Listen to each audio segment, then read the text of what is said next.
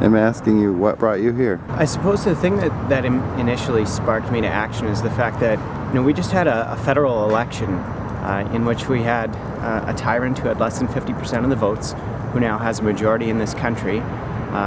Even though we supposedly elected a conservative government, I feel like we elected a corporate government. For whatever reason, I feel like the richest corporations in Canada hold more power than our own Prime Minister. I mean, if you look at it, the most powerful lobbyists for the most powerful corporations really sort of run Ottawa. And if you think about certain other things, for example, a company that I work for, not by choice, but because it was a trade I was trained in, and the only place that was hiring, is a major international healthcare operation. They run long-term care facilities in Canada and the United States, as well as paramedical services in the States. The company for which I work spent $100 million sending lobbyists to Ottawa to fight against the Canada Health Act, to privatize healthcare across Canada so that they could make more money. And I think it's terrifying in democracy that representatives of these corporations can influence decisions made in Ottawa, despite the fact that we didn't actually elect them. So that I suppose was the first thing that led me here. Number two is we've got a lot of people saying, well, why are we doing this in Canada? It's worse in the States. Man, I can think of very few things that aren't worse in the States, but that doesn't mean we don't have the same problems here. I mean, what's worse, one person starving in the street or 10? I mean, one could say 10 people is worse, but it still feels crappy for that one guy starving on the street here. So that's why I'm here. Well, are you familiar with the term corporatocracy? I am familiar with the term corporatocracy, and I'm familiar with the term meritocracy as it goes along beside it.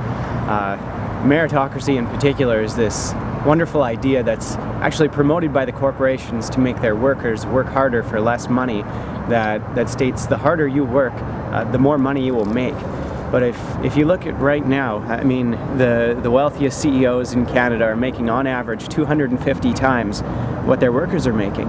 And I wonder, are those people worth 250 times more? Are they working 250 times harder? Are they 250 times smarter, 250 times better educated? I say no, not a chance in hell. So how do you feel being here, camping out? I'm excited with the demographic here because, I mean, you've got your tree-hugging hippies, the hippie drum circle. You've got guys like me who just came because they felt they had to. You've got people who otherwise would be living in the streets who've been offered shelter in this camp. You've got university professors and business people all occupying a park in the middle of the city. And I think the great thing about the Occupy movement is that a lot of people are here for a lot of different reasons.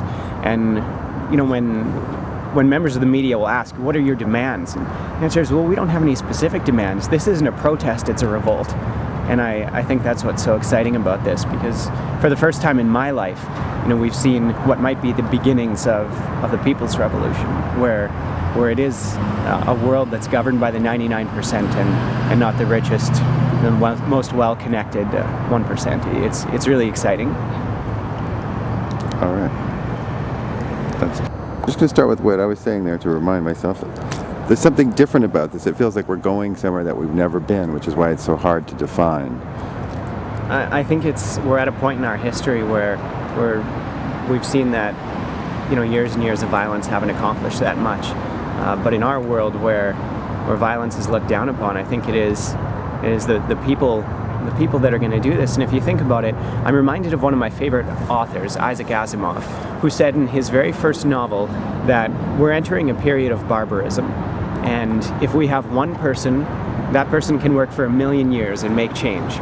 Or 100 people can work for 10,000 years and make change. Or 100,000 people can work for 1,000 years and make change. But you can have 1,000,000 people across the world and we can work for 10 years and make change. Or we can be 100 million and it'll take a year to change the world. And I think that's where we're headed right now.